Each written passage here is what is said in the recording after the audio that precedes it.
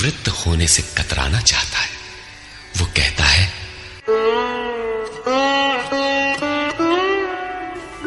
गुरून् हत्वा हि महानुभावान् श्रेयो भोक्तुं भैक्षमपीह लोके हत्वार्थकामास्तु गुरूनिहैव भुञ्जीय भोगान् रुधिरप्रदिग्धान्। इन महानुभाव गुरुजनों को न मारकर मैं इस लोक में भिक्षा का अन्न भी श्रेयस्कर समझता हूं। यहां भिक्षा का अर्थ उदर पोषण के लिए भीख मांगना नहीं, बल्कि सत्पुरुषों की टूटी फूटी सेवा द्वारा उनसे कल्याण की याचना ही भिक्षा है। अन्नम ब्रह्मेति व्यजानात्। अन्न एकमात्र परमात्मा है, जिसे प्राप्त करके आत्मा सदा के लिए तृप्त हो जाता है, कभी अतृप्त नहीं रहता। हम महापुरुषों की सेवा और याचना द्वारा शनैः शनैः ब्रह्म पीयूष प्राप्त करें, किंतु ये परिवार न छूटे, यही अर्जुन के भिक्षान्न की कामना है। संसार में अधिकांश लोग ऐसा ही करते हैं। वे चाहते हैं कि पारिवारिक स्नेह संबंध न मारना पड़े और मुक्ति भी शनैः शनैः मिल जाए, किंतु चलने वाले पथिक के लिए, जिसके संस्कार इनसे ऊपर है, जिसमें संघर्ष की क्षमता है, स्वभाव में क्षत्रियत्व प्रवाहित है, उसके लिए इस भिक्षान्न का विधान नहीं है। स्वयं न करके याचना करना भिक्षान्न है। गौतम बुद्ध ने भी मध्यम निकाय के धम्म दायाद सुत्त में इस भिक्षान्न की आमिष दायाद कहकर उसे हेय माना है, जबकि शरीर यापन से सभी भिक्षु थे। इन गुरुजनों को मारकर मिलेगा क्या? इस लोक में रुधिर से सने अर्थ और काम के भोग ही तो भोगने को मिलेंगे। अर्जुन कदाचित सोचता था कि भजन से भौतिक सुखों की मात्रा में अभिवृद्धि होगी। इतना संघर्ष झेलने के बाद भी इस शरीर के पोषक अर्थ और काम के भोग ही तो मिलेंगे। वो पुनः तर्क देता है,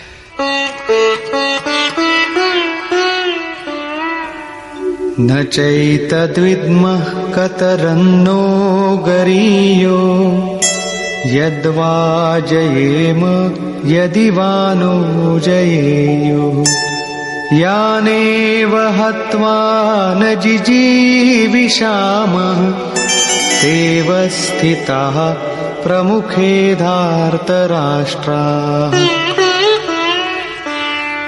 ये भी निश्चित नहीं है कि वो भोग मिलेगा ही। ये भी हम नहीं जानते कि हमारे लिए क्या करना श्रेयस्कर है, क्योंकि जो कुछ हमने कहा वो अज्ञान प्रमाणित हो गया। ये भी ज्ञात नहीं है कि हम जीतेंगे अथवा वे ही जीतेंगे। जिन्हें मारकर हम जीना भी नहीं चाहते, वे ही धृतराष्ट्र के पुत्र हमारे सामने खड़े हैं। अज्ञान रूपी धृतराष्ट्र से उत्पन्न मोह इत्यादि स्वजन समुदाय मिट ही जाएंगे, तब हम जीकर ही क्या करेंगे?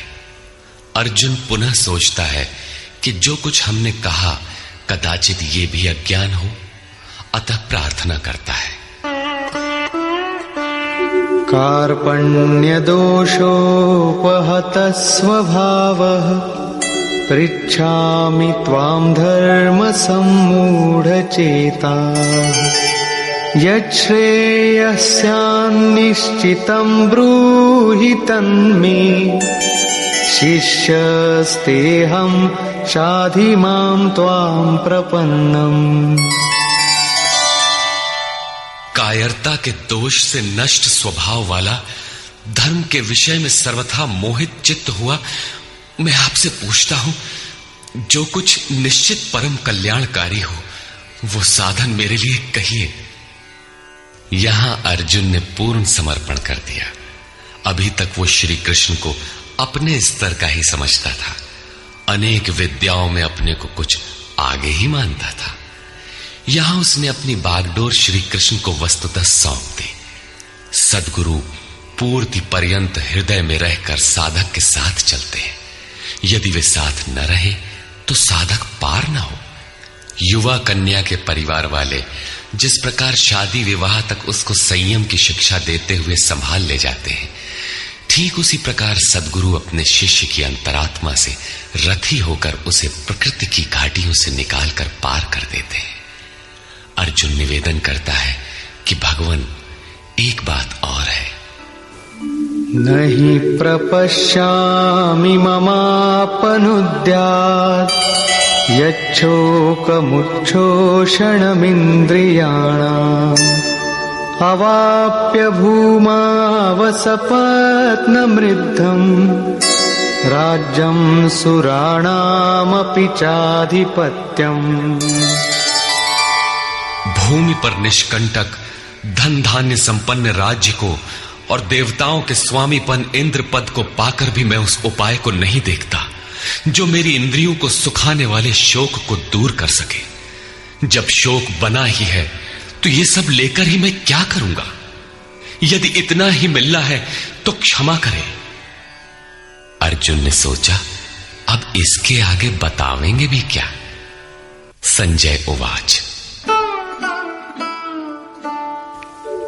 एवमुक्त्वा ऋषिकेशं गुडाकेशः परन्तप न योत्स्य इति गोविन्दम् उक्त्वा तूष्णीं बभूवः। संजय बोला, हे राजन, मोह निशाजयी अर्जुन ने हृदय के सर्वज्ञ श्री कृष्ण से ये कहकर कि गोविंद, मैं युद्ध नहीं करूंगा, चुप हो गया। अभी तक अर्जुन की दृष्टि पौराणिक है, जिसमें कर्म कांडों के साथ भोगों की उपलब्धि का विधान है, जिसमें स्वर्ग ही सब कुछ माना जाता है, जिस पर श्री कृष्ण प्रकाश डालेंगे कि ये विचारधारा भी गलत है। तमुवाच ऋषिकेशः प्रहसन्निव भारत सेनयोरुभयोर्मध्ये विषीदन्तमिदं वचः। उसके उपरांत हे भरतवंशी धृतराष्ट्र, अंतर्यामी योगेश्वर श्री कृष्ण ने दोनों सेनाओं के बीच में उस शोक युक्त अर्जुन को हंसते हुए से ये वचन कहा। श्री भगवान उवाच। अशोचानन्वशोचस्त्वं प्रज्ञावादांश्च भाषसे गतासु न गतासूश्च नानुशोचन्ति पंडिताः। अर्जुन, तू न शोक करने योग्यों के लिए शोक करता है और पंडितों के से वचन कहता है, किंतु बुद्धि संपन्न पंडित जन जिनके प्राण चले गए हैं उनके लिए तथा जिनके प्राण नहीं गए हैं उनके लिए भी शोक नहीं करते। तू पंडितों जैसी बातें भर करता है, वस्तुतः ज्ञाता है नहीं, क्योंकि न त्वेवाहं जातु नासं न त्वन्नेमे जनाधिपाः न चैव न भविष्यामः सर्वे वयमतः परम्।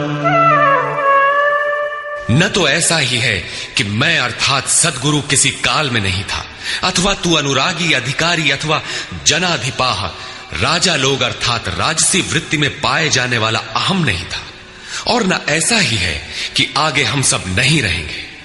सद्गुरु सदैव रहता है, अनुरागी सदैव रहते हैं। यहां योगेश्वर ने योग की अनादिता पर प्रकाश डालते हुए भविष्य में भी उसकी विद्यमानता पर बल दिया। मरने वालों के लिए शोक न करने के लिए कारण बताते हुए उन्होंने कहा, देहिनोऽस्मिन् यथा देहे कौमारं यौवनं जरा तथा देहान्तरप्राप्तिः धीरस्तत्र न मुह्यति। जैसे जीवात्मा की इस देह में कुमार, युवा और वृद्ध अवस्था होती है, वैसे ही अन्य अन्य शरीर प्राप्ति। इसलिए धीर पुरुष मोहित नहीं होता है। कभी आप बालक थे, शनैः शनैः युवा हुए, तब आप मर तो नहीं गए, पुनः वृद्ध हुए। पुरुष एक ही है। उसी प्रकार लेश मात्र भी दरार नए देह की प्राप्ति पर नहीं पड़ती। कलेवर का यह परिवर्तन तब तक चलेगा जब तक परिवर्तन से परे वस्तु नहीं मिल जाती। मात्रा स्पर्शास्तु कौन्तेय शीतोष्ण सुख दुःखदाः आगमापायिनो नित्याः तां स्थितिक्षस्व भारत। हे कुंती पुत्र, सुख दुख, सर्दी और गर्मी को देने वाले इंद्रियों और विषयों के संयोग तो अनित्य हैं, क्षण भंगुर हैं। अतः भरतवंशी अर्जुन, तू इसका त्याग कर। अर्जुन इंद्रिय और विषय के संयोग जन्य सुख का